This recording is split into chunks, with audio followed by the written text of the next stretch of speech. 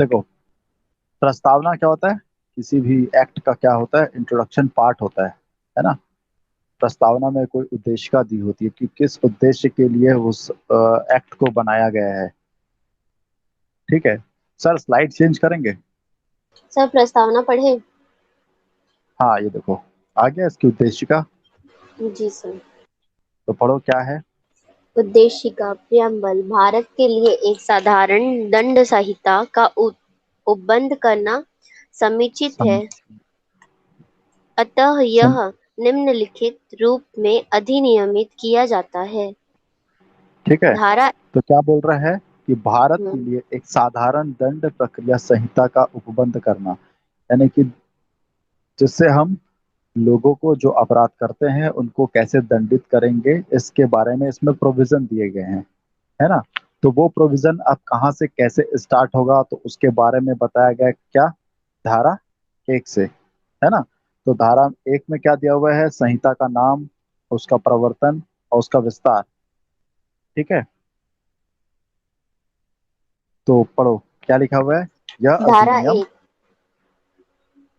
हाँ। संहिता का नाम और उसके प्रवर्तन का विस्तार। यह अधिनियम भारतीय दंड संहिता क लाएगा और इसका विस्तार जम्मू कश्मीर राज्य के सिवाय संपूर्ण भारत में होगा।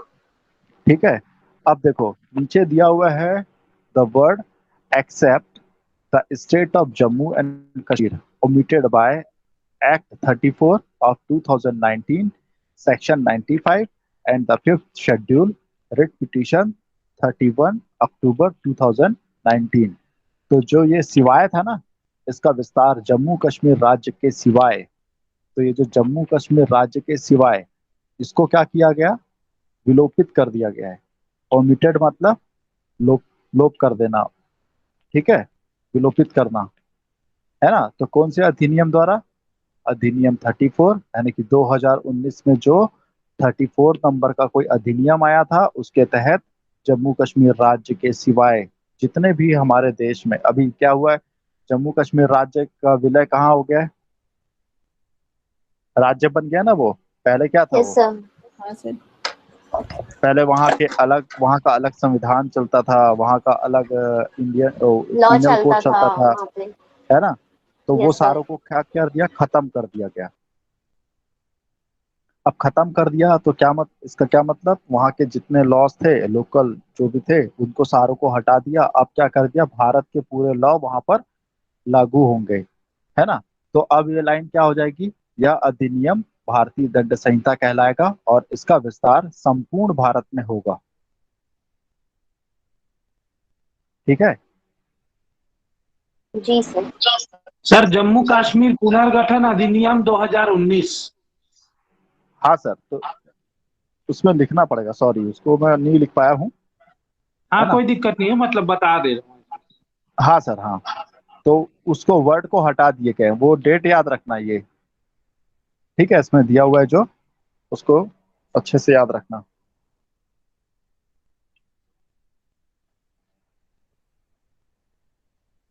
अब देखो सेकंड सेक्शन, धारा 2।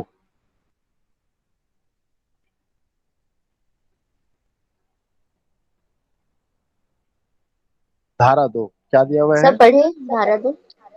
हाँ। धारा 2 भारत के भीतर किए गए अपराधों का दंड। हर हाँ, व्यक्ति इसका क्या इस सही। मतलब हुआ? जी पहले सर। लाइन का मतलब ही क्या हुआ? सर जो भारत के अंदर जो भारत जो हमारा देश है उसके भीतर जो भी अपराध होंगे उसके दंड के बारे में बता हाँ। बोला गया कि हाँ, उसके अब अगर पढ़ो। अंदर यदि कोई भी अपराध करते हैं तो उसके लिए हम्म, जो दंड होगा वो क्या होगा। हाँ। हर व्यक्ति सर आगे बढ़े। हाँ। हाँ। जी सर। हर व्यक्ति इस संहिता के उपबंधों के प्रतिकूल हर कार्य या लोप के लिए जिसका वह भारत के भीतर दोषी होगा इसी संहिता के अधीन दंडनीय होगा अन्यथा नहीं। हाँ, ठीक है। तो क्या लिखा हुआ है? हर व्यक्ति इस संहिता के उपबंधों के प्रतिकूल हर कार्य, यानी कि जो भी इस संहिता में जो भी चीज, जो भी प्रोविजन दिए गए होंगे, अगर उनके प्रतिकूल वो कोई कार्य करता है या कार्य का लोप करता है, ठीक है, जिसका वह भारत के भीतर दोषी होगा, यानी कि भारत के राज्य के अंदर, भारतीय सीमा के अंदर दोषी होगा, तो इसी संहिता के अधीन क्या होगा, दंडनीय होगा, अन्यथा नहीं होगा। अगर किसी को दंडनीय बनाना है तो हम किस किस संहिता के उपबंधों के अनुसार उसको दंडनीय बनाएंगे? भारतीय दंड हाँ संहिता के हाँ, ठीक है। उपबंधों के अनुसार। जैसे कोई चोरी करेगा तो उसको इंडियन पीनल कोड के सेक्शन 378 से उसको दंडनीय बनाएंगे, है ना। अब जी देखो सर। इसमें एक एक कलर अलग है, हर व्यक्ति है। हाँ सर। तो हर व्यक्ति का मतलब क्या होता है? प्रत्येक के लिए। प्रत्येक मतलब कैसा?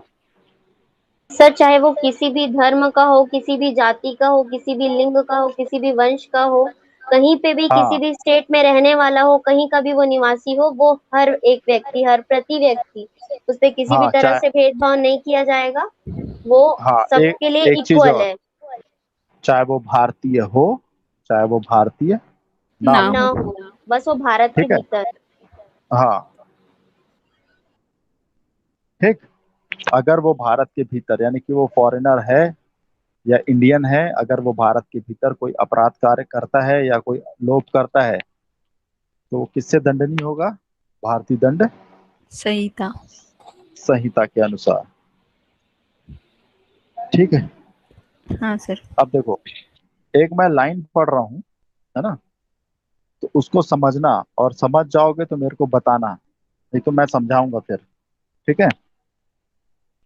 भारत के आपराधिक न्यायालय अपने क्षेत्राधिकार का प्रयोग इसलिए करते हैं कि या तो कोई अपराध किसी व्यक्ति, देशी या विदेशी द्वारा भारत की सीमा के अंदर किया गया है, या तो अपराध भारत की सीमा के बाहर किसी भारतीय द्वारा किया गया है,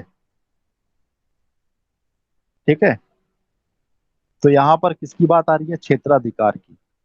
तो हमारा जो सेक्शन 2 है, ये किसकी बात करता है? भारत के भीतर भारत किए के गए भीतर किए गए भारत के अपराधों भीतर, का दंड। ठीक है। इंट्रा टेरिटोरियल जुरिस्डिक्शन जिसको बोलते हैं, इसको क्या बोलते हैं हम लोग? Intra intra territorial. Territorial jurisdiction. इसको हिंदी में बोलते हैं अंतः प्रादेशिक क्षेत्राधिकार। इसको नोट कर लो, ठीक है। तो अंतः प्रादेशिक क्षेत्राधिकार वह है जिसमें किसी व्यक्ति द्वारा भारत की सीमा के भीतर अपराध किया जाता है, ठीक है। और धारा 2 जो है वो अंतः प्रादेशिक क्षेत्राधिकार से संबंधित है। तो अगर आपसे कोई ये पूछे कि अंतः प्रादेशिक क्षेत्राधिकार या इंट्रा टेरिटोरियल जुरिस्डिक्शन किस सेक्शन से रिलेटेड है या किस सेक्शन से संबंधित है, तो आपका आंसर क्या होगा? धारा 2 भारतीय सर। दंड संहिता की धारा 2 के तहत। एकदम सही, ठीक है। और आप लोग लिख लो कि धारा 3 और जो 4 है, धारा 3 और 4, ये एक्स्ट्रा टेरिटोरियल जुरिस्डिक्शन की बात करता है।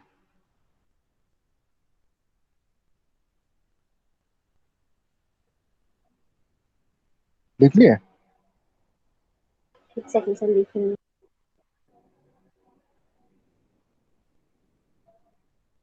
हाँ सर। ठीक।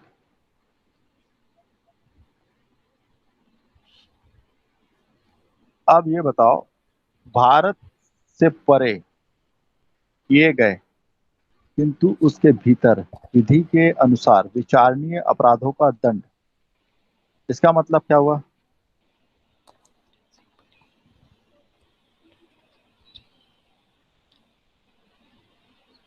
एक बार फिर से। पढ़ो ना, उसमें दिया हुआ है, धारा 3 पढ़ो, क्या लिखा हुआ है बताओ। भारत से भारत परे से किए परे गए किंतु उसके भीतर विधि के अनुसार विचारणीय अपराधों का दंड। हम्म। और उसकी लाइन में क्या दिया हुआ है वो भी तो पढ़ो। हाँ सर। भारत से परे किए गए अपराध के लिए जो व्यक्ति किसी भारतीय विधि के अनुसार विचरण का पात्र हो, विचारण भा, विचारण विचारण विचारण विचारण का पात्र हो, भारत से परे किए गए किसी कार्य के लिए उससे इस संहिता के उपबंधों के अनुसार ऐसा बढ़ता जाएगा, मानो वह हम्म, कार्य भारत के भीतर किया गया था। मतलब कि ऐसा कोई कार्य, ठीक है, जिसका विचारण किसमें हो, भारत में हो, ठीक है, भारतीय विधि के अनुसार हो। अगर कोई व्यक्ति जो भारतीय है, जिस पे भारतीय विधि लागू होती है ना, ठीक है, ऐसा कोई व्यक्ति जिस पे भारतीय विधि लागू होती है, अगर वो भारत से परे या भारत से बाहर कोई अपराध करता है, तो वो क्या माना जाएगा, ये माना जाएगा कि उसने अपराध भारत की सीमा के भीतर ही अंदर किया किया है। है। ठीक है, हाँ सर। देखो, अपराध किसी भी व्यक्ति को आरोपित अपराध को करते समय भारतीय न्यायालय के क्षेत्राधिकार में था या द्वारा किया जा सकता है। ठीक है, ऐसा व्यक्ति भारतीय नागरिक हो सकता है या नहीं भी हो सकता। ठीक है, आ रही बात सर समझ में? नो सर, नहीं आ रही है। अच्छा, सर एक बार और। देखो, यदि कोई भारतीय व्यक्ति किसी दूसरे देश में कार्य करता है और वह कार्य उस देश की विधि के अनुसार अपराध नहीं है, किंतु भारतीय विधि के अनुसार अपराध है, तो उसे भारत में अभियोजित किया जाएगा। मतलब कि अगर एक कोई अपराध ऐसा है जो दूसरे देश में अपराध नहीं है, ठीक है, और वो भारत में अपराध है, और वो किस व्यक्ति द्वारा किया जा रहा है, भारतीय व्यक्ति भारतीय द्वारा किया भारतीय जा रहा है। द्वारा सर। भारतीय व्यक्ति द्वारा, या उस व्यक्ति के द्वारा जिस जिस व्यक्ति के ऊपर भारतीय विधि लागू हो सकती है ना। अगर उस व्यक्ति के द्वारा भारत से बाहर अपराध किया जाता है जो वहां पर अपराध नहीं है, फिर भी वो अपराधी होगा।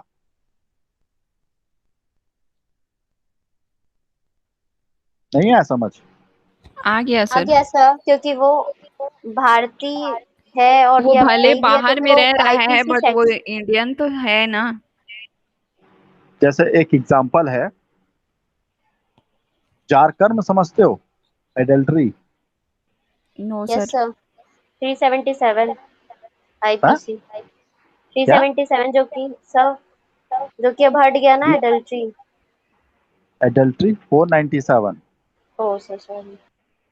ठीक है, जारकर्म अभी हट गया है, तो हमारे देश में वो पहले अपराध था। ठीक है, उसका मतलब समझते हो क्या होता है? No sir. नहीं सर। यस सर, शायद थोड़ा बहुत। नहीं समझते? सर वो जो जैसे मान लो ए, बी और सी, तीन लोग हैं, ठीक है, ए, हम्म, बी और सी, कितने लोग? 3 लोग। तीन तीन लोग। लोग ए और बी पति पत्नी है। कौन है ए और बी? हस्बैंड वाइफ पति सर। पत्नी, पति हस्बैंड वाइफ। पत्नी। और सी क्या है? अदर, थर्ड पर्सन है। हम्म, ठीक है, थर्ड पर्सन अगर ए की वाइफ को अपने साथ ले जाता है, ठीक है, तो वहां पे कौन सा केस लगेगा? एडल्ट्री का चार केस का लगेगा। एडल्ट्री का केस लगेगा। ठीक लेकिन है, अब नहीं लगेगा। लेकिन वो अपराध अब कहाँ, इंग्लैंड में नहीं है अपराध। जो एडल्ट्री है ना, वो इंग्लैंड में अपराध नहीं है। ठीक है, अब मान लो कोई भारतीय व्यक्ति जिस पे भारतीय विधि लागू होती है, वो जाके इंग्लैंड में एडल्ट्री करता है, ठीक है, वहां पे तो अपराध नहीं है, लेकिन जब वो भारत आता है तो उसके ऊपर एडल्ट्री का चार्ज लगाया जाएगा और उसको उससे उसकी सजा दी जाएगी।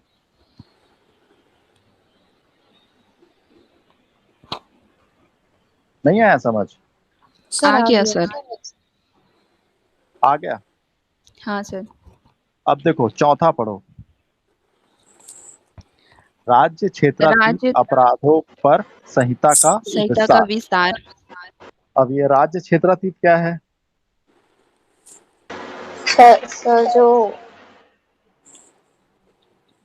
अभी बताया जो था ना राज्य का एक्स्ट्रा। क्षेत्र है वो। हाँ, अभी बताया था ना, धारा 3 और 4 ये राज्य के बाहर भी एक्स्ट्रा टेरिटोरियल ज्यूरिस्डिक्शन। ठीक है, हाँ सर। तो देखो इसमें पहला क्या दिया हुआ है?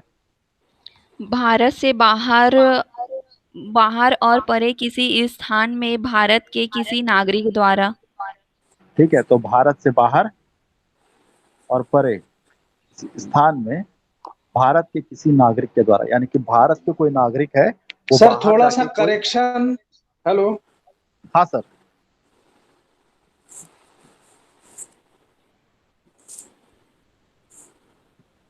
ये हेलो। एडल्ट्री सर हमारे यहाँ भी खत्म हो गया ना, अब केवल हाँ तलाक का आधार बन सकता है वो। हाँ सर, खत्म हो गया है, लेकिन एग्जाम्पल के तौर पे मेरे को समझाना था इसलिए बताया।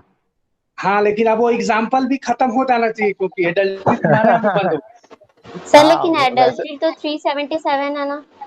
नहीं नहीं, वैवाहिक अपराध है वो। ठीक है, देखो विवाह संबंधित अपराध जिसमें विवाह संबंधी अपराध। विवाह संबंधी अपराध है ना, वो अलग से दिया हुआ है। ठीक जी सर। है ना? तो 493 से लेके 498 तक दिया हुआ है वो पूरा, 498 तक, है ना? तो वो अलग ही है पूरा। और जो एडल्ट्री होता है वो सिर्फ विवाहित महिलाओं के साथ ही हो सकता है और किसी के साथ नहीं हो सकता। ठीक है, यस सर। तो चलो अब धारा 4 पढ़ो, क्या लिखा हुआ है?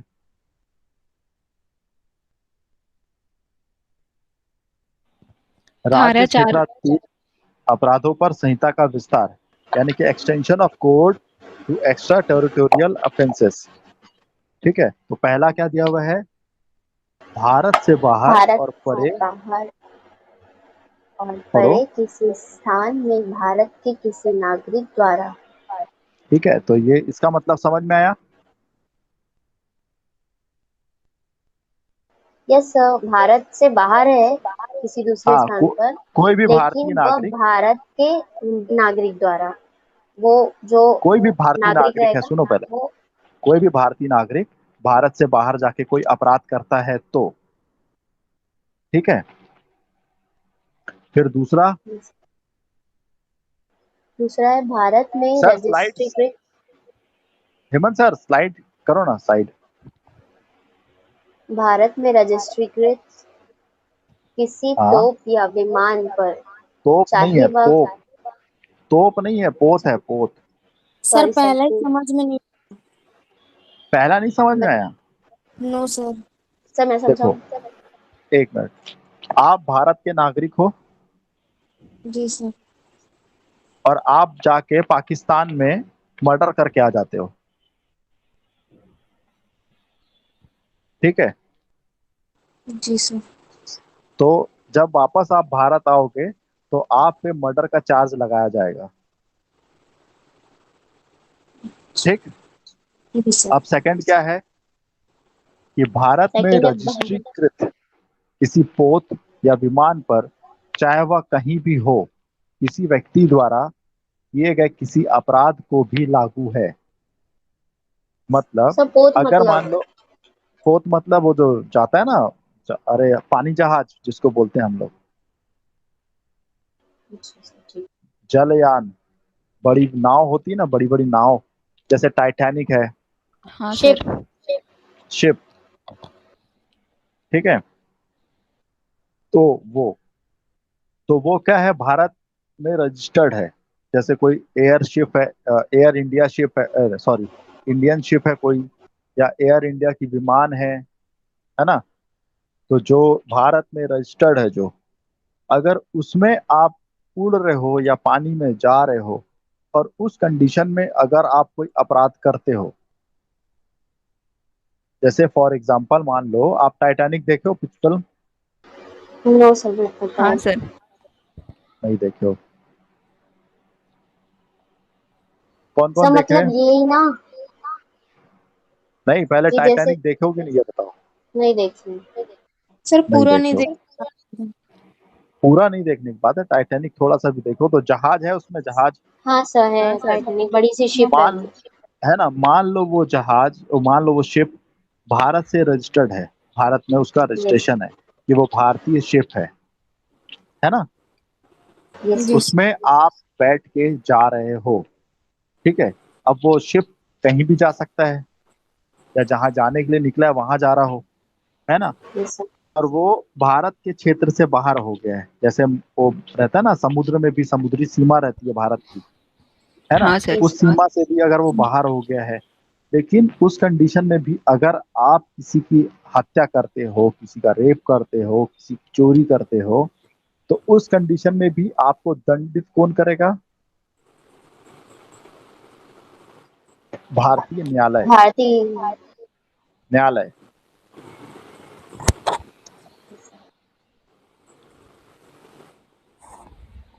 सर बट आया उसको समझ? पता कैसे चलेगा? क्यों अपराध दायर नहीं होगा? आप कोई भी अपराध करोगे तो अपराध तो बनेगा ना कि नहीं बनेगा, कि लोग अगर बनेगा बोलेंगे सर। मर्डर नहीं, करके छुपा दूंगी तो? छुपा दोगे तो ऐसे भी छुपता है अपराध, लेकिन जब पता चलेगा तो आपके ऊपर तो चार्ज लगेगा ना, हाँ यस सर। सर। है ना। फिर तीसरा देखो, तीसरा क्या दिया हुआ है? तीसरा दिया है, भारत से बाहर किसी परे हाँ? किसी। No sir. तीसरा, सॉरी सर। भारत में स्थित है कंप्यूटर संसाधन को लक्ष्य करके भारत के बाहर और परे किसी स्थान में अपराध कार्य करने वाले किसी व्यक्ति द्वारा किए गए किसी अपराध को भी लागू होगा। मान लो कोई पाकिस्तान में बैठ के भारत के कंप्यूटर को हैक करता है, ठीक है ना, या हाँ सर। किसी के अकाउंट को खाली कर देता है, जैसे अभी बहुत सारे चोरी होते हैं ना, हम्म। साइबर, सर मेरा है ना। बेयर एक्ट में थोड़ा सा अलग है, थर्ड वाला। क्या, क्या है सर थर्ड? उसमें लिखा है, भारत से बाहर और परे किसी स्थान में किसी व्यक्ति भारत में स्थित किसी कंप्यूटर साधन को लक्ष्य करते हुए अपराध करित करता है। मतलब वो हाँ कंप्यूटर ठीक, वाला लाइन पीछे। ये आपका बेयर एक्ट में लिखा हुआ है? यस सर, अभी अभी है, जस्ट मतलब लिखा है। अच्छा, तो यस दोनों सर। का लैंग्वेज अलग, बेरट की लैंग्वेज हाँ वैसे सर। अलग ही नहीं होती कभी भी। खैर सर ठीक है। सेम है, मैं फोटो खींच के हाँ, भेज। अरे कोई दिक्कत नहीं, भारत में स्थित कंप्यूटर संसाधन, तो भारत में स्थित कंप्यूटर संसाधन, मान लो भारत में जो भी कंप्यूटर में आपका चल रहा है, ठीक है, उसको लक्ष्य करके भारत के बाहर और परे, यानी कि भारत से बाहर किसी स्थान में अपराध कारित करने वाले किसी व्यक्ति द्वारा, है ना। देखो कंप्यूटर कहाँ का है? भारत का है, यस सर। ठीक है, और आदमी कहाँ बैठा हुआ है? वो भारत अदर से जगह है बाहर सर। भारत से बाहर, है परे ना। किसी स्थान। अगर मान लो वहां से वो कोई अपराध करेगा, तो उसको कौन सा न्यायालय दंडित करेगा? भारतीय सर भारतीय न्यायालय न्यायालय। भारतीय न्यायालय। भारतीय न्यायालय, क्योंकि हमारा जो धारा 4 है वो क्या बताता है? Extra territorial jurisdiction. देखो हर न्यायालय का एक अपना क्षेत्राधिकार रहता है, ठीक है, वो उससे बाहर नहीं जाता, है ना, कभी भी नहीं जाता, ठीक है। लेकिन हमारे जो भारतीय संविधान का अनुच्छेद 245 2 है, वो ये बोलता है कि संसद द्वारा निर्मित कोई भी कानून एक्स्ट्रा टेरिटोरियल जुरिस्डिक्शन होने के कारण अवैधानिक नहीं समझी जाएगी, ठीक है।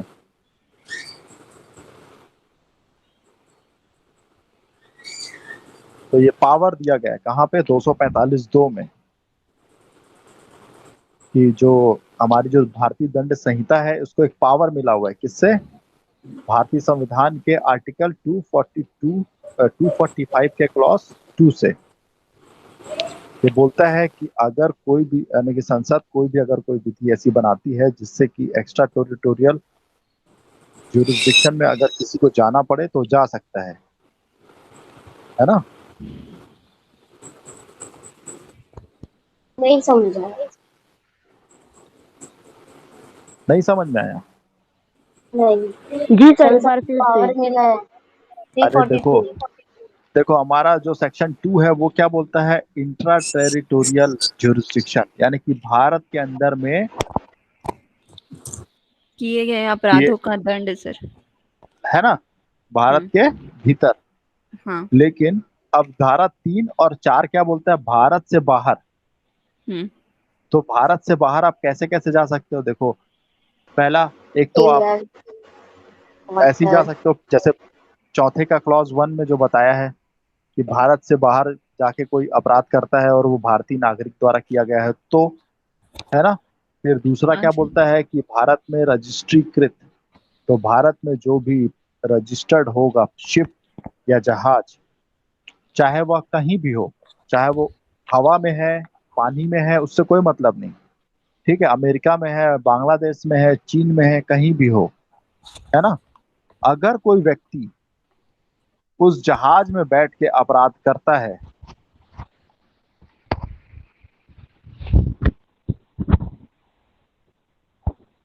तो वो अपराध जैसे किसी मान भी लो, टाइप का हो सकता है।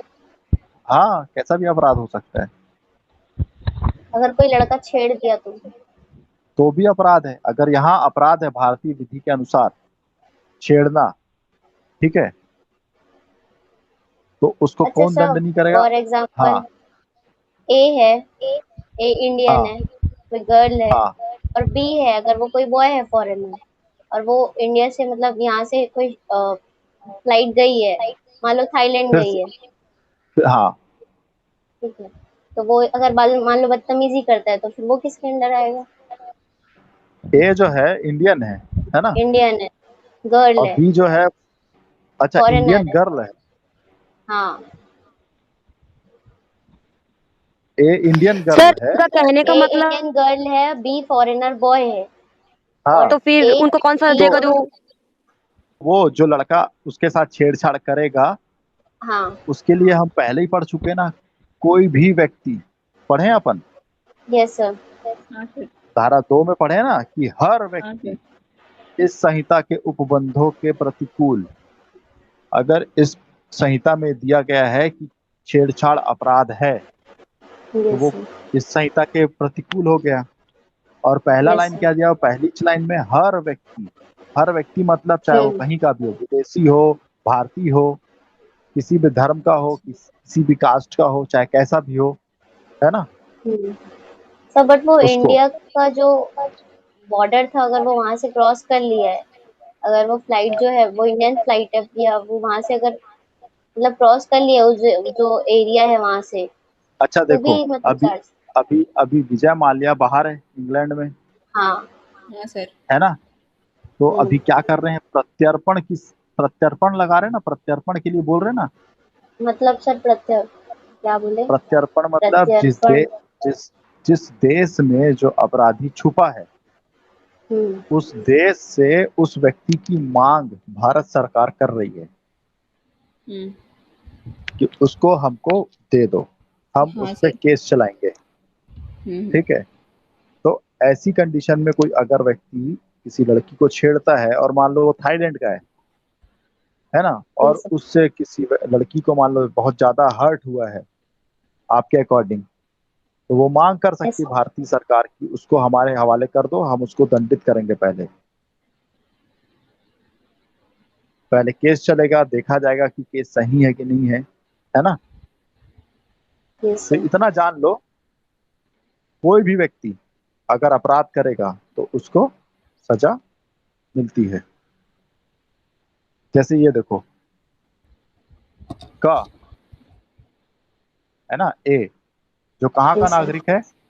भारत ए का। Indian Indian. भारत का नागरिक है। कहाँ हत्या कर रहा है? युगांडा में। युगांडा में हत्या करता है। वह हाँ सर। भारत के किसी स्थान में जहां वह पाया जाए, है ना, भारत के किसी स्थान में, यानी कि भारत में मान लो 28 राज्य हैं, तो वो कहीं भी जाए, कहीं भी मिल जाए, जिस दिन वो मिलेगा उस दिन वो हत्या के लिए क्या करेगा, विचारित किया जाएगा और दोष सिद्ध किया जा सकता है। तो देखो, हत्या के लिए विचारित, तो ये तो कंफर्म है कि वो हत्या के लिए विचारित किया जाएगा और दोष सिद्ध किया जा सकता है। तो यहाँ पर जो दोष सिद्ध किया जा सकता है, तो यहाँ पर ये लिख सकते थे कि दोष सिद्ध किया जाएगा। दोष सिद्ध किया जा सकता है का मतलब क्या है? तो इसका मतलब है कि सर उसको वो हो भी सकता है या दो नहीं हो भी, भी सकता, नहीं भी हो सकता है ऐसे। हाँ, उसको सिद्ध मतलब वहाँ पे करना कोई पड़ेगा। कंफर्म नहीं है। क्रॉस मतलब ये क्रॉस कंफर्म नहीं है कि वही मर्डर किया है नहीं ऐसा नहीं, करके। अरे प्रोसिक्यूशन को प्रूफ करना पड़ेगा कि उसी ने हत्या की हाँ। है ना। जब वो प्रूफ हो जाएगा तो उसको दोष सिद्ध किया जाएगा। हम्म। ठीक है, तो यहाँ पर देखो इलस्ट्रेशन, जो दृष्टांत है हमारा, क्या बोलता है कि का जो भारत का नागरिक है ना, युगांडा में हत्या करता है। तो युगांडा में हत्या करता है तो इसका मतलब ये है कि एक्स्ट्रा टेरिटोरियल है, बाहर है, यस भारत से बाहर है, हाँ परे सर। है। हम्म। हाँ सर। Yes sir. अब जब वो भारत में वापस आएगा, किसी ना किसी दिन तो वापस आएगा ना, कि हाँ हत्या करके युगांडा ही घूमते रहेगा। आएगा सर। आएगा सर। तो जिस दिन वो वापस आएगा, वो हत्या के लिए क्या कर किया जाएगा, विचारित किया जाएगा और हो सकेगा तो उसको दंड भी दिया जाएगा। जी सर। सर हम लोग ऐसा समझ सकते हैं क्या कि भारत का नागरिक बाहर जाके हत्या करे, या फिर बाहर वाला अगर भारत के अंदर, मतलब भारत के अंदर के नागरिक का हत्या करे तो उसको वही सजा मिलेगा जो भारत में अप्लाई है? बिल्कुल वही सजा मिलेगी, बिल्कुल वही सजा मिलेगी। आप लोग अच्छे से देखे नहीं हो लगता है।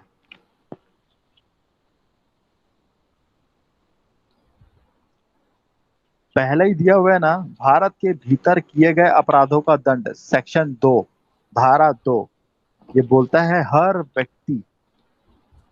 हर व्यक्ति का यस मतलब क्या है, उसका अर्थ बहुत विस्तृत है।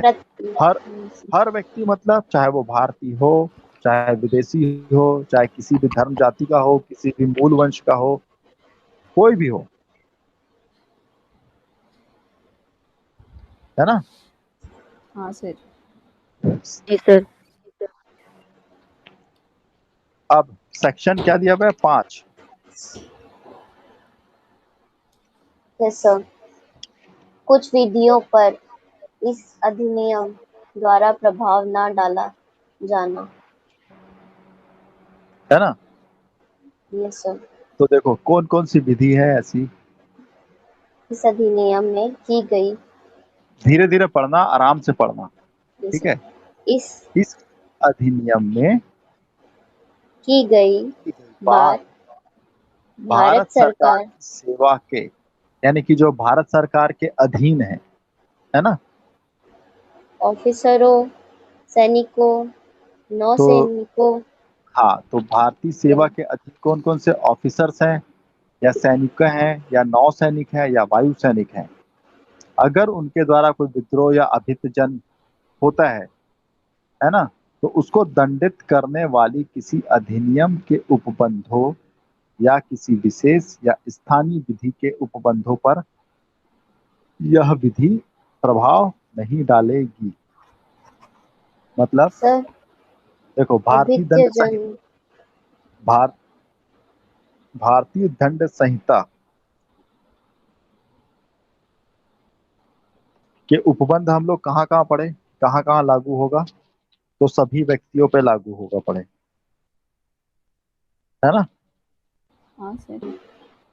अब देखो ये जो सेक्शन 5 है वो क्या बता रहा है कि कुछ कुछ उपबंध हैं, तो वहां पर ये जो है भारतीय दंड संहिता लागू नहीं होगी। जैसे हम लोग कोर्ट मार्शल करते हैं किसी का, नौसेना वाले क्या करते हैं, सेना वाले कोर्ट मार्शल करते हैं ना। अरे, अगर कोई सैनिक का कोई अपराध करता है तो उसको कौन सी विधि से दंडित किया जाता है,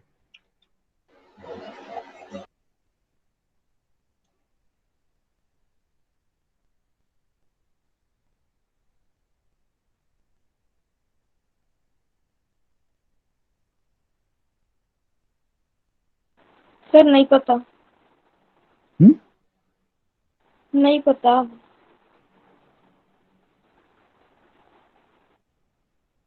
नहीं पता। और कोई?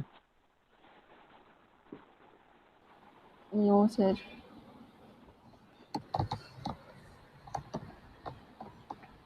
हाँ, आईपीसी के सेक्शन से करते हैं सर शायद। हाँ, सर आईपीसी से करते हैं सर, इसको देखो शायद, बट धारा उनका दो, कोट अलग होता है। देखो इसको धारा 2 के साथ जोड़ के पढ़ते हैं अपन। किसके साथ? धारा 2 के धारा साथ। 2। धारा 2 क्या बोलती है कि भारत के भीतर किए गए अपराधों का दंड, है ना। तो भारत के भीतर कोई भी व्यक्ति कोई अपराध करता है तो उसको दंड मिलेगा भारतीय दंड संहिता के अधीन, है ना, अंतर्गत। अब ये बोल रहा है कि कुछ विधियां हैं भारत की, क्या इस ये जो है लाइन, भारत सरकार के जो ऑफिसर्स हैं, सैनिक हैं, नौसैनिक हैं या वायु सैनिक है, या कोई विशेष विधि है या कोई स्थानीय विधि है, तो वहां पर भारतीय दंड संहिता का प्रभाव नहीं होगा। मान लो हमारे छत्तीसगढ़ में एक टोनही प्रताड़ना अधिनियम हाँ सर, 2005। है 2005 सर। मेरे ना। को तो पता नहीं सर, क्या हाँ है सर, ये? है सर, अच्छा है। ये बताओ, आप गांव में रहते हो ना? हाँ सर। अच्छा, ये कौन बोल रहे हो जो नहीं पता बोल रही है? आयुषी साहू। आयुषी। आप गांव में देखे होंगे कि महिलाओं को क्या बोला जाता है? टोनही, ये टोनही है, हाँ, टोनही सुनी हूँ। बोला जाता है। हाँ अब एक सर। लॉ बना दिया गया है छत्तीसगढ़ गवर्नमेंट के द्वारा कि अगर हम्म। किसी महिला को कोई टोनही बोलता है तो उसको जी सजा सर। मिलेगी। इसके द्वारा टोनही प्रताड़ना प्रताड़ना अधिनियम के द्वारा। अधिनियम। हाँ सर। ठीक है, उसमें जी दिया गया सर। है कि अगर किसी व्यक्ति को टोनही समझ के मारा जाता है, पीटा जाता है, तो उसको कितनी सजा मिलेगी, क्या होगा, है ना। तो वहां पर ये आईपीसी लागू नहीं होगा कि अगर मान लो मेरे को कोई बोले कि मैं टोनही हूँ, ठीक है, पर मैं जाके उसकी रिपोर्ट करता हूँ, ठीक है, तो मेरा आईपीसी से जुड़ा हुआ अपराध नहीं आएगा। मेरा किससे आएगा? टोनही प्रताड़ना अधिनियम के अंतर्गत अपराध। ठीक है, जी सर। सर। तो वो क्या हुआ? कोई स्थानीय विधि हुई, है ना। हाँ। जैसे हमारा मान लो छत्तीसगढ़ भू राजस्व संहिता है, तो ये भी क्या हुआ? स्थानीय विधि है ना। अगर उसमें जो लॉज होंगे, अगर उन लॉज को कोई तोड़ेगा तो वो किससे दंडनीय होगा? भू राजस्व संहिता के अंतर्गत, ना कि यस सर। पिनल कोड के आईपीसी। अंतर्गत। ठीक है। अगर मान लो हमारे छत्तीसगढ़ में छत्तीसगढ़ एक्साइज एक्ट है, आबकारी अधिनियम, है ना। तो अगर मान लो उसमें दिया रहता है, आबकारी में ये रहता है कि दारू दारू वगैरह के लिए रहता है वो सब। ठीक है। अगर मान लो कोई व्यक्ति जरूरत से ज्यादा या जितना अधिनियम में दिया है उससे ज्यादा दारू अपने पास रखता है, वाइन शराब अपने पास रखता है, तो उसको कितनी सजा मिलेगी? इसके प्रावधान कहाँ दिए हुए हैं हमारे? आबकारी अधिनियम के अंतर्गत। आबकारी अधिनियम में। ठीक है, तो वहां पर आईपीसी आएगा क्या? नो सर, नहीं आएगा। मतलब जो एक्ट जिसके अंडर रहेगा वो सिर्फ वही आएगा, जो जिसमें आईपीसी का कोई वो नहीं रहेगा। हम्म।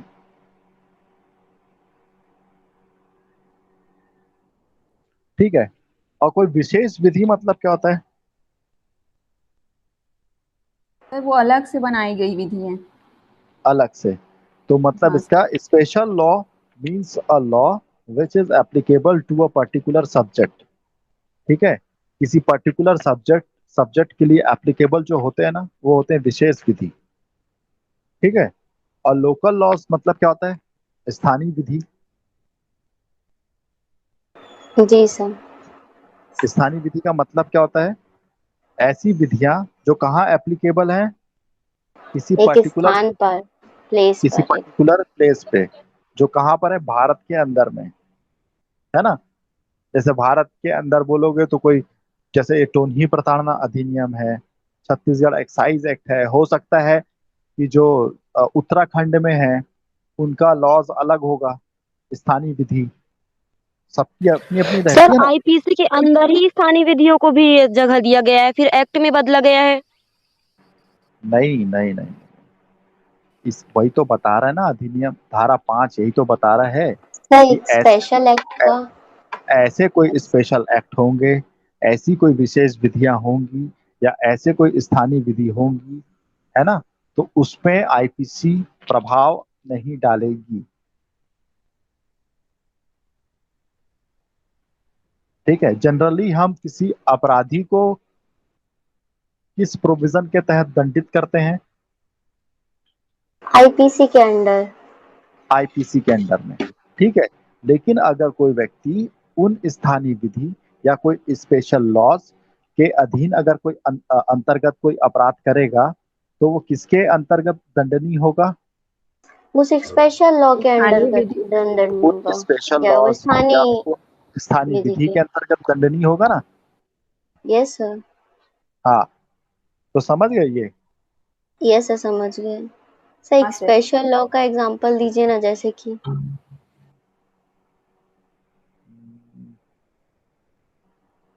स्पेशल लॉज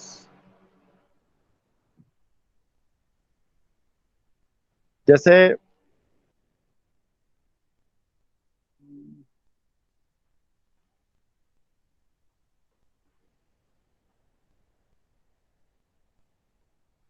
मान लो दिव्यांग व्यक्ति के जो अधिकार वगैरह का जो दिव्यांगजन अधिनियम मान लो है ना, यस ये कोई स्पेशल लोगों के लिए बनाया गया यस सर। है ना।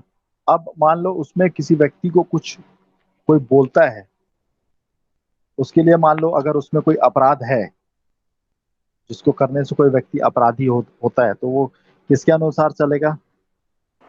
दिव्यांग वाला वो जो लॉ रहेगा उसके अनुसार जो भी लॉ चलेगा। रहेगा उससे रिलेटेड कोई अगर व्यक्ति अपराध करेगा तो वो किससे संबंध किसके अंतर्गत सर उसको ये दंडनीय किया जाएगा? इसका उससे। वो उस लॉ ठीक है। के अंडर। सर इसका हाँ, एग्जांपल बाल विवाह ले सकते हैं क्या, या सती जैसे प्रथा वगैरह भी ले सकते हैं? जैसे देखो हिंदू मैरिज एक्ट है ना, मुस्लिम लॉज हैं, ये सब विशेष विधियां हैं। ठीक यस है, सर। तो उसमें अगर कोई अपराध करता है तो वो क्या होगा, उससे दंडनीय होगा, ना कि आईपीसी से, क्योंकि सबके यस सर। अपने अलग अलग है ना। Yes sir. किसी पर्टिकुलर सब्जेक्ट को लेकर बना दिया, जैसे विशेष विधि मान लो ये नारकोटिक ड्रग्स वगैरह वाला जो एक्ट है ना, यस सर। तो इसके अंतर्गत अगर कोई अपराध अपराध करेगा तो वो किससे दंडनीय होगा? उस विधि से, उस एक विधि से। है ना। जी सर, समझ में आ गया। हाँ सर। सर और ये आगे अभित्यजन मतलब क्या होता है? एक मिनट बता रहा हूँ।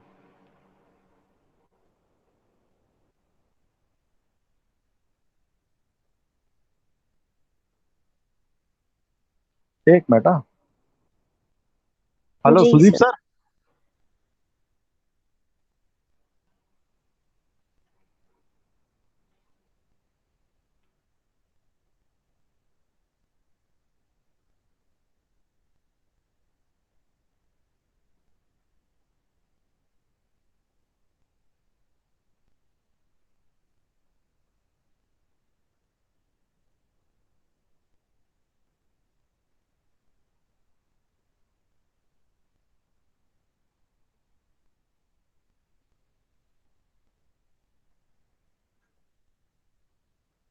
तो सुनो, आप लोग को ना, हेलो, हाँ सर। आप लोग को मैं इसका एक अच्छा सा नोट्स बना के शॉर्ट में नोट्स बनाऊंगा। ठीक है, जी सर। वो मैं आपको प्रोवाइड करूंगा। हाँ सर। जी सर। जी ठीक है, सर। इसमें और भी बहुत सारी चीजें हैं पढ़ने के लिए। अब देखो, जैसे सेक्शन 2 में हम लोग क्या पढ़े? हर व्यक्ति यस पढ़े, सर। हर व्यक्ति। अब हर व्यक्ति में हर व्यक्ति तो नहीं आएंगे ना, कुछ कुछ अपवाद भी होते हैं हर जगह, हाँ सर। Yes sir. है ना। तो जैसे कि सर एग्जाम्पल। जैसे जैसे विदेशी राष्ट्राध्यक्ष,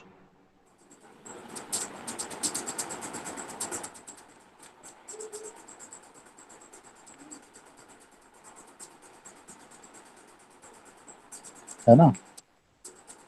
तो हर व्यक्ति के अंदर जी वो नहीं आएगा, ठीक है।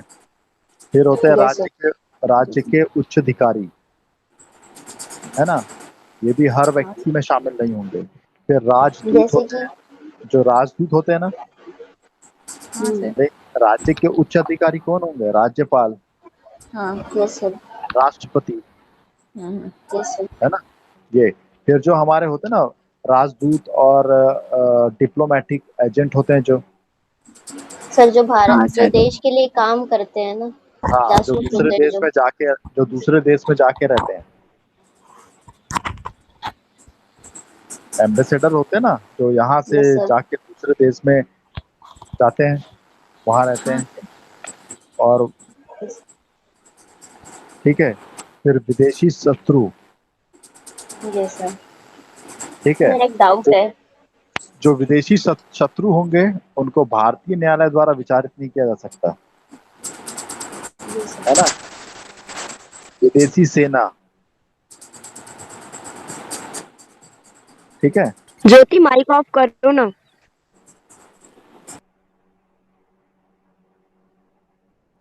ठीक है, युद्धपोत जो होते हैं ना, युद्धपोत, यस सर। कोई कारपोरेशन है, निगम, तो निगम जो है ना, वो हर व्यक्ति के अंतर्गत नहीं आता, यस सर। ठीक है, समझ यस गए। सर। सर यहाँ क्योंकि पे जो बोले हैं। क्योंकि क्योंकि व्यक्ति के अंदर कौन होता है? एक प्राकृतिक व्यक्ति और न्यायिक व्यक्ति। हाँ बोलो, क्या बोल रहे हो? Yes sir. सर जैसे कि कोई सैनिक है या जो नौसेना या वायुसेना का कोई जो व्यक्ति है, वो जब कोई क्राइम करता है तो उसकी प्रोसीडिंग जो होती है वो अलग तरीके से चलती है क्या?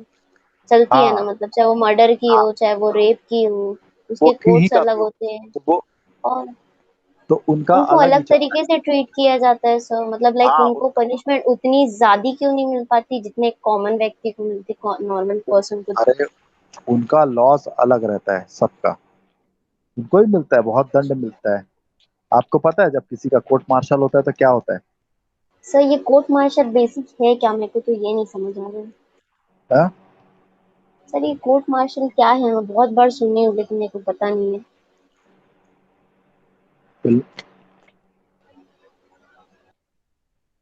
कोर्ट मार्शल तो एग्जैक्ट मैं ऐसे समझा नहीं सकूंगा, हम्म। ठीक है। बट फिर भी सर एक रफली बताइए ना कि क्या होता क्या है, वो देखो वर्ड का मतलब क्या कोर्ट होता है? और सर वॉइस ब्रेक हो रही है आपकी।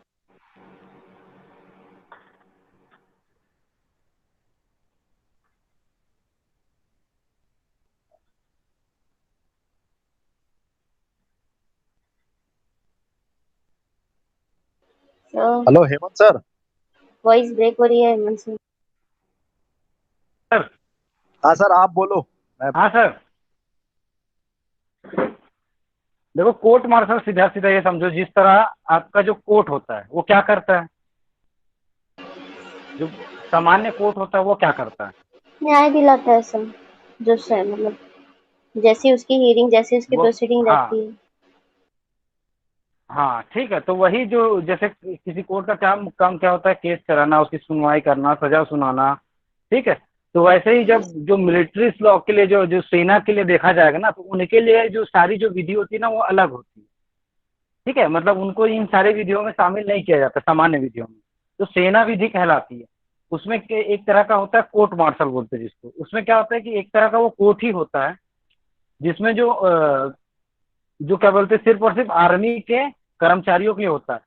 और इसमें वो जो आर्मी के जो रूल्स एंड रेगुलेशन को जो तोड़ता है जो व्यक्ति, या उससे रिलेटेड वो कोई अपराध करता है, ठीक है। कोई अगर आर्मी का व्यक्ति अगर सामान्य अपराध करे तो तब भी उसका जो ट्रायल है वो वहीं चलता है, क्योंकि जो आप आईपीसी का पहला वाला जो चीज देखे थे उसमें लिखा था ना कि सेना विधि में लागू नहीं होगा, ठीक है।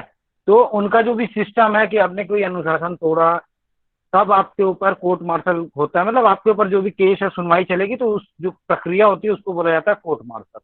और उसमें के जी तहत सर। जो भी सजा सुना सकते हैं उसकी सुनवाई चल सकती है ना। सर और इसका इसमें भी मतलब यदि और उसमें कोई भी पता है, उसमें कोर्ट देखो, कोर्ट मार्शल हम लोग सामान्यतः ये सोचते हैं कि उसको उसके जॉब से हटा दिया जाता है, लेकिन उसमें कई तरह के मतलब दंड होते हैं। जैसे उनको क्या बोलते हैं, छुट्टी उनकी कैंसिल कर दी, उनका पदोन्नति रोक दिया गया, उनको कुछ और भी डिमोशन दे दिया गया, या उनको कोई फिजिकल वो दे पनिशमेंट दे दिया गया वहीं के वहीं। तो इस तरह की कई तरह की उसमें सजा दी जाती है कोर्ट मार्शल के तहत। जी सर।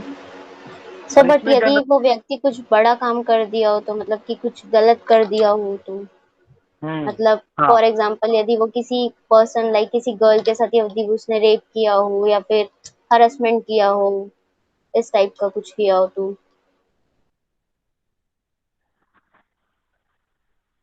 उसमें देखिए वो अलग अलग है उनका, जैसे कि जो रूल रेगुलेशन में जितनी चीजें दी गई है वो देखिए, वो ना जो सेना का कंडक्ट होता है ना, कि सेना का जो अनुशासन का जो नियम है, जो अनुशासन उनका जो बनाए रखे हैं, ठीक है, उसको अगर वो यस। तोड़ते हैं तो उसके तहत कोर्ट में कोर्ट मार्शल में मतलब मार्शल जो कोर्ट मार्शल किया जाता है उनका, मतलब उनके लिए जो सेना का जो न्यायालय होता है उसमें उनकी जो भी कार्रवाई चलती है उसको कोर्ट मार्शल हो जाता है।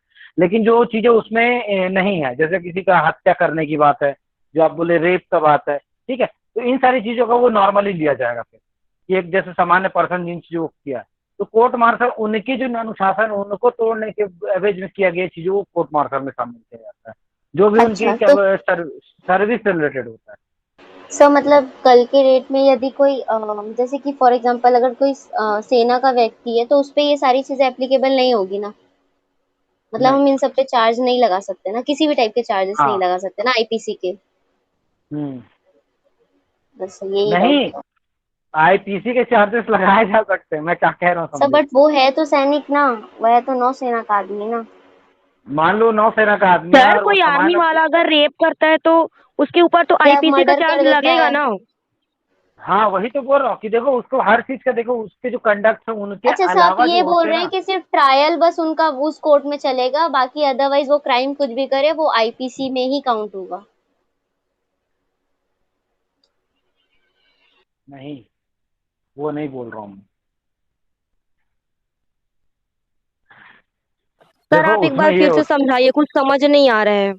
देखो कोर्ट मार्शल में क्या होता है कि जो भी जो सेना विधि के तहत जितने लोग गवर्न होते हैं, मतलब जो सैनिक होते हैं, जो अधिकारी होते हैं, ठीक है, उनके जो अनुशासन को जो सेना में जो अनुशासन बनाए रखने के लिए जो अनुशासन उन्होंने बनाया रहता है, जो रूल रेगुलेशन उन्होंने बनाया रहता है, उसका कोई उसको कोई तोड़ता है, ठीक है, तो उस पे जो कार्यवाही चलती है उस चीज को बोला जाता है कोर्ट मार्शल।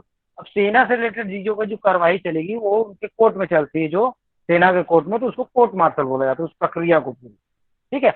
और उसमें कुछ जैसे जो जघन्य प्रकार के जो अपराध होते हैं, ठीक है, किसी की हत्या कर देना और किसी का ये बलात्कार कर देना, और भी जो अन्य तरह की चीजें हैं, लूट कर लेना, लूटना किल लेना किसी को, ठीक है, तो ये सारी चीजों को वो देखा जाता है, वो जनरली उन लोग सिविल प्रक्रियाओं की चीजों को ज्यादा अपनाते हैं, ठीक है। और ये हैवी जो आपका जगह जो ये जघन्य प्रकार के अपराध होते हैं, इन पे उनकी कार्रवाई नहीं होती।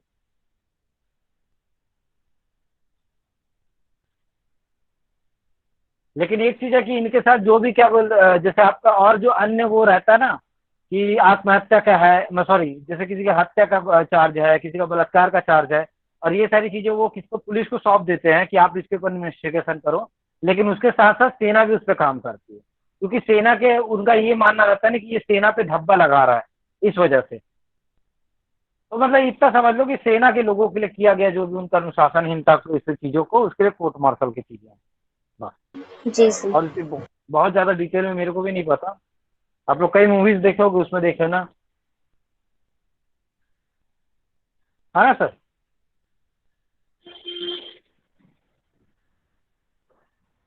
तो मतलब जनरली मेरे को ऐसा फील होता है उनको लेके कि उनपे जो क्रिमिनल चार्जेस वगैरह लगते सब उनको मतलब उस तरीके से ट्रीट नहीं किया जाता जैसे एक नॉर्मल पर्सन को करते हैं। हाँ। मेरे को ऐसा हम्म। लगता है क्योंकि जनरली उनपे पुलिस जो है कार्रवाई उतने अच्छे से नहीं करती जैसे एक नॉर्मल ह्यूमन बॉडी अब को जैसे मान करती है। लो, अब उनका देखो जो सेना विधि है ना वो ज्यादा स्ट्रिक्ट होता है, ये हमारे जो आईपीसी और इनसे ऐसा माना जाता है कि भैया जो कोई मान लो जो जंग में खड़ा है, मतलब वो युद्ध जैसे हो रहा है, या किसी को अपने उसमें उसको एक पोस्ट दे दी गई है और उस पोस्ट को छोड़ के वो आ जाए, तो यहाँ पे वो सरासर क्या किया कि अपने जो अपर अधिकारी उसकी अवहेलना किया, उसके आदेशों का, तो यहाँ पे उसको आदेशों की अवहेलना का दंड मिलता है। ठीक है। अब वो पोस्ट छोड़ के आ जाएगा, जैसे कहीं पे किसी की ड्यूटी लगी हुई है कि आपको ये बॉर्डर एरिया है, यहाँ पे आपको ड्यूटी देनी है, और वो छोड़ के आ गया, हमला हुआ या कुछ हुआ या किसी अन्य कारण से भागा है, तो उसके ऊपर जो चार्जेस चलेंगे वो कोर्ट मार्शल के तहत चलेंगे। उसके ऊपर आप इसको ये लागू नहीं करेंगे कि वो उसको छोड़ के आ गया तो आप उसको आईपी के तहत दंड देंगे, ठीक। लेकिन अगर उसने कोई ऐसा काम किया है जो आईपीसी के तहत भी दंड नहीं है तो, और है ना, तो उसको इसमें फिर लागू कर दिया जाएगा। तो उसका क्राइटेरिया है कुछ, ठीक से मेरे को भी नहीं पता, लेकिन उसका कुछ क्राइटेरिया कि इन चीजों को वो सिविल जो नॉर्मल पुलिस होता है उनको सौंप सकता है, और उनका ट्रायल नॉर्मल कोर्ट में चलता है, और जो बाकी जो सेना विधि से रिलेटेड चीजें वो सब उनके अपने खुद से चलता है। उसमें भी जैसे जज का पैनल होता है उसी टाइप के लोग होते हैं।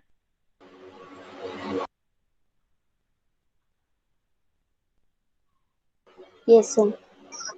अच्छा सुनो इधर जैसे आप लोग, आज अच्छा की, सर वो, हाँ ठीक ठीक, हाँ क्या बोल रहे थे? वो वाली एक मूवी आई थी ना सर, अरे वो अपना क्या बोलते वो अक्षय कुमार का जो केस सर केस का रुस्तम। नाम याद नहीं आ रहा। रुस्तम हाँ रुस्तम ठीक है। अब उसमें वो Yes, सेना sir. का अधिकारी रहता है, लेकिन उसका जो केस चलता है वो क्या है, कोर्ट में चलता है, ठीक है। तो उसमें सर एक्चुअल में क्या, देखो सेना से रिलेटेड जो चीजें हैं ना, है ना, हाँ तो उसके जो मतलब ये समझो आपकी जो वहां के कोर्ट में चलती हैं, ठीक है, वो कोर्ट है, उनका प्रोसीजर है वो। और अब बाकी जो ऑफेंसेस होंगे, जैसे वो आम आदमी की तरह करेगा तो उनके लिए तो आईपीसी लागू हो गई ना। सर इसका मतलब यदि कोई सुनो सेना का इधर, व्यक्ति सुनो इधर, पहले मिस रिप्रेजेंट, कॉन्सेप्ट को समझो पहले, कि अभी आज जो क्लास में पढ़े हो, ठीक है, उस चीज में क्या समझ में आया, पहले ये बताओ कि आईपीसी जो है वो कहाँ कहाँ तक लागू होगा। आईपीसी भारत जो देश है, मतलब जो उसका जो क्राइटेरिया है सब वो उसके अंदर भी लागू होगा। यदि कोई बाहर व्यक्ति है और वो आईपीसी के अंदर आता है, मतलब वो उसकी जो नागरिकता है वो इंडियन है, तो उस पे भी लागू होगा। और यह नागरिकता से क्या रिलेशन है इसका भाई?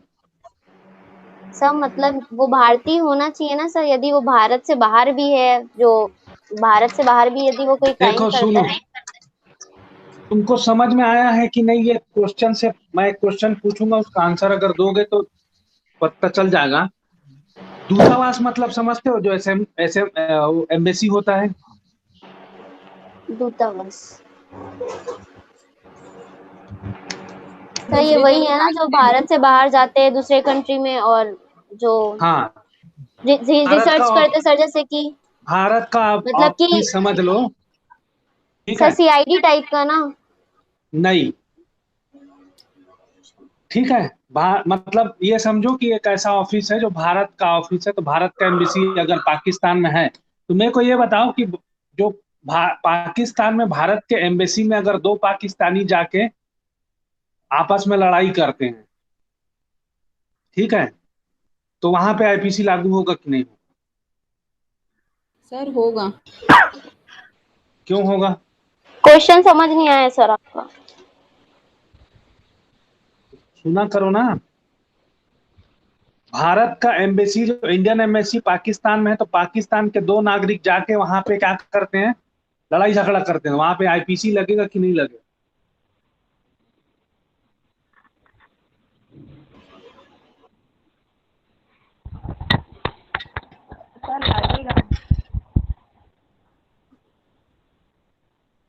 लगेगा तो क्यों लगेगा, नहीं नहीं लगेगा लगेगा तो सर। क्यों नहीं लगेगा?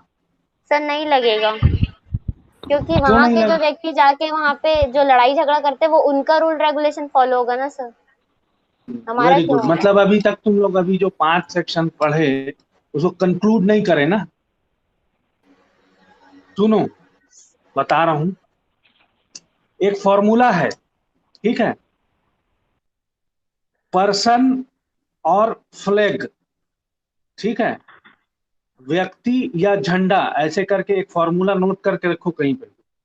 तो आईपीसी लागू होता है कि नहीं लागू होता है, इसको जानने का सबसे अच्छा फॉर्मूला है ये, ठीक है, पर्सन और फ्लैग।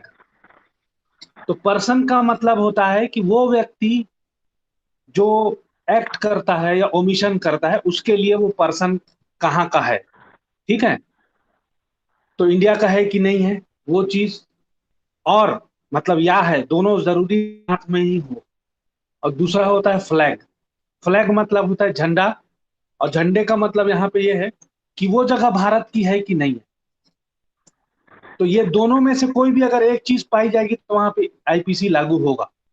ठीक है, जैसे उदाहरण के लिए समझते हैं कि भारत के एरोप्लेन में जो रूस के ऊपर से उड़ रहा है, वहां पे दो अमेरिकन जो हैं वो लड़ाई करते हैं, वहां पे आईपीसी लागू होगा कि नहीं होगा। तो पर्सन के लिए यहाँ पे देखो, वो तो अमेरिका के सिटीजन थे इसलिए पर्सन वाला तो जीरो हो गया, लेकिन वहां पे फ्लैग जो है, फ्लैग वाला जो कॉन्सेप्ट है वो लागू हो जाएगा, क्योंकि वो जो एरोप्लेन है वो इंडिया का है, वहां पे फ्लैग लगा हुआ है इंडिया का, इसलिए आईपीसी लागू हो जाएगा। अब दूसरा एग्जांपल देखना, वही एरोप्लेन अगर रूस का है, अमेरिका के ऊपर उड़ रहा है, और वहां पे दो इंडियन है वो लड़ाई कर रहे हैं, तो वहां पे आईपीसी लागू होगा कि नहीं होगा। तो वहां पे भी आईपीसी लागू होगा, क्योंकि फ्लैग तो नहीं है वहां पे। तो फ्लैग नहीं है मतलब क्या है कि एरोप्लेन दूसरे कंट्री का है, उड़ रहा है दूसरी कंट्री में। ठीक है, तो उनका, उनके जो पीनल लॉज है उनका भी ज्यूरिसडिक्शन उनके ऊपर होगा, नहीं होगा वाली बात नहीं है, लेकिन इंडिया का जो लॉ है पीनल लॉ, वो भी वहां पे अप्लाई होगा। ठीक है, तो अब ये फॉर्मूला हमेशा याद रखना, जो भी प्रॉब्लम पूछेगा उसमें दोनों को लगा के देखना है, दोनों में से एक चीज अगर मिल जाती है आपको तो वहां पे आईपीसी लागू होगा। ठीक है, अब देखना फ्लैग और पर्सन। तो मैं क्या बोला कि मैं जो क्वेश्चन पूछा था कि इंडियन एम्बेसी में दो पाकिस्तानी घुस के वहां झगड़ा करते हैं या मारपीट करते हैं या मर्डर करते हैं, जैसा भी कोई भी क्राइम करते हैं, तो अब वहां पे लगेगा कि नहीं। पर्सन के लिए तो यहाँ पे जीरो हो गया, जीरो काउंट आया, लेकिन वहां पे फ्लैग जो है, हालांकि वो कहाँ पे है, पाकिस्तान की टेरिटरी में है, लेकिन वो इंडियन एम्बेसी है इसलिए वहां पे इंडिया का फ्लैग है। हाँ, तो पर्सन जीरो हो गया, फ्लैग हो गया 1, इसलिए वहां पे आईपीसी लागू हो जाएगा। हाँ, ठीक है, अब हाँ, कोई भी ऐसे एग्जाम्पल ले लो, क्वेश्चन एज अ क्वेश्चन, और उसको ऐसे सॉल्व करके देखो। जैसे मान लो, बताओ कि इंडियन शिप है एक, ठीक है, वो क्या कर रही है, मान लो जापान के समुद्र तट के आसपास से गुजर रही है। ठीक है, और वहां पे क्या है, चीन का कोई पर्सन है वो क्राइम करता है, तो आईपीसी लागू होगा कि नहीं होगा। होगा सर, क्योंकि जो शिप है वो तो इंडियन है। ठीक, तो ये दो फॉर्मूला हमेशा याद रखना, तुमको कोई भी प्रॉब्लम आएगा इसमें दोनों में, बस ये चीज देखना। और देखो, अब एक क्वेश्चन मैं पूछता हूं यहीं पे, और कि एक आदमी जो है, ठीक है, युगांडा का एक आदमी क्या करता है, इंडियन सिटीजन है, उसका मर्डर कर देता है युगांडा में, तो आईपीसी लागू होगा कि नहीं होगा। होगा सर, क्योंकि वो जो पर्सन है वो तो इंडिया का है जिसका मर्डर हुआ है ना। मतलब तुम लोग को समझ ही नहीं आया। मैं पहले एक चीज क्या बोला कि जो पर्सन है उसका एक्ट या ओमिशन, मतलब जो एक्ट ऑफेंस होने वाला है ना, वो होना चाहिए। तो मरने वाले आदमी जो मरा है वो इंडियन है ना, मारने वाला थोड़ी ना है, तो उसका कैसे ट्रायल करोगे आप, वो तो युगांडा ही में होगा। यहाँ पे पर्सन भी नहीं और फ्लैग भी नहीं है। तो ओमिशन मतलब क्या होता है? कोई कार्य का लोभ करना, मतलब कोई कार्य जो आपको करना चाहिए वो आप नहीं करते हो, तो उसको ओमिशन बोलते। क्लियर हुआ। ऑफेंस के लिए ट्रायल किसका करोगे आप, जो आदमी काम किया है ना, तो काम करने वाला जिसने हत्या की वो कहाँ का है आदमी, युगांडा का। कहाँ किया, युगांडा में किया है। तो आप कर क्या सकते हो, आपके पास केवल एक ही चारा है कि अगर आप ट्रायल, वैसे नॉर्मली ऐसा नहीं होगा क्योंकि ट्रायल उसका युगांडा ही में होगा, लेकिन अगर कोई ऐसे कोई अपराध है जो, मतलब नॉर्मली जो प्रोसीजर है वो युगांडा ही में होगा, मतलब यहाँ आईपीसी का एक्सटेंशन जो है वहां तक नहीं हो पाएगा। ठीक है, और कोई अब क्वेश्चन पूछ के देखो, चलो इससे रिलेटेड आईपीसी का, कि आईपीसी लागू होगा कि नहीं होगा। जैसे मान लो एक काम करो कि रशिया का एक आदमी अमेरिका से बैठ के कंप्यूटर से करके इंडिया के एक आदमी का अकाउंट हैक कर लेता है, तो आईपीसी लागू होगा कि नहीं होगा? सर होगा। हाँ। और कोई प्रॉब्लम ऐसे, देखो प्रॉब्लम सोचो और उसको पर्सन और फ्लैग वाले फॉर्मूले से सॉल्व करने का कोशिश करो, तो तुमको कभी डाउट नहीं आएगा कि आईपीसी लागू होगा कि नहीं होगा। वो युगांडा वाला समझ में आ गया ना, क्यों नहीं लागू होगा? Yes sir. हाँ सर, क्योंकि वहाँ उसका मर्डर हो रहा है ना, और वो वही है। अरे मर्डर जिसका हुआ वो इंडिया का है, हाँ सर, वो करने इंडिया वाला का है, युगांडा। वो युगांडा का है, तो वो कैसे यहाँ लागू नहीं होगा वो। हाँ, युगांडा के कंट्री देखेगा ना उसको, युगांडा। हाँ सर। ठीक है। हाँ तो जो चीजें हैं आप अभी जो पढ़े वो क्या था कि आईपीसी जो है वो कहाँ, उसका जो विस्तार है वो कहाँ तक है। ठीक है। तो यहाँ के व्यक्ति अगर बाहर में जाके करते हैं तो भी होगा, बाहर का व्यक्ति यहाँ करता है तो भी होगा। ठीक है।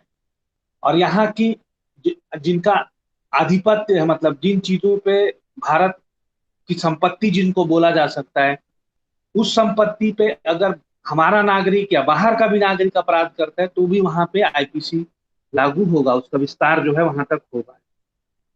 ठीक है।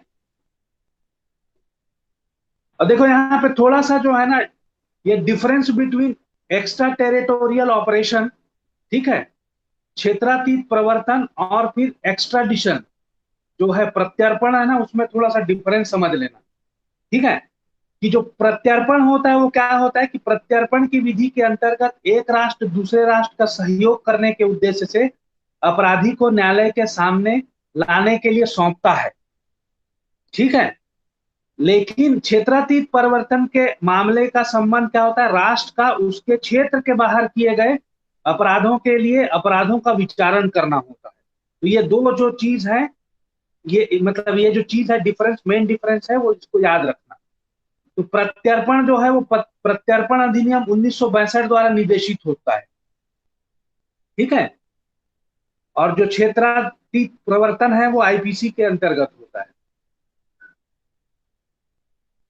इससे रिलेटेड एक केस है मोहम्मद साजिद वर्सेस केरल राज्य। ठीक है, मोहम्मद साजिद वर्सेस केरल राज्य का 1995 का केस है ये। ठीक है। इसमें ये डिसाइड किया गया था कि भारत से बाहर किए गए अपराध की जांच के लिए केंद्रीय सरकार की पूर्व अनुमति आवश्यक नहीं है, तथा लोकल पुलिस द्वारा भी इनका विचारण किया जा सकता है, क्योंकि वहां पर आईपीसी का विस्तार है वहां पर। तो केंद्रीय सरकार की अनुमति की यहाँ आवश्यकता नहीं है, लोकल पुलिस भी इन्वेस्टिगेट कर सकती है इसको। ठीक है। हाँ सर। और अब पूछो, अब कोई डाउट है तो। सर अब आ गया समझ। तो क्या है, चीजें जो पढ़ते हैं ना उनका सारांश निकालना जरूरी है, क्योंकि देखो तुमको ना सेक्शन 1 से लेके 5 तक लाइफ टाइम याद नहीं रहेगा, लेकिन जो तुमने कंक्लूड किया है ना कि हाँ इसका क्या सार निकला, 1 से लेके हमने जो 5 तक के धाराएं पढ़ी उनका सार क्या निकला, तो वो सार तुमको याद रहेगा। ठीक है। हाँ सर। ठीक है, कोई डाउट है तो पूछो, नहीं तो उसके बाद क्या करें अपन। अभित्यजन मतलब सर। हैं? अभित्यजन अभित्यजन मतलब, देखो नॉर्मली अभित्यजन का मतलब होता है छोड़ना, त्याग करना।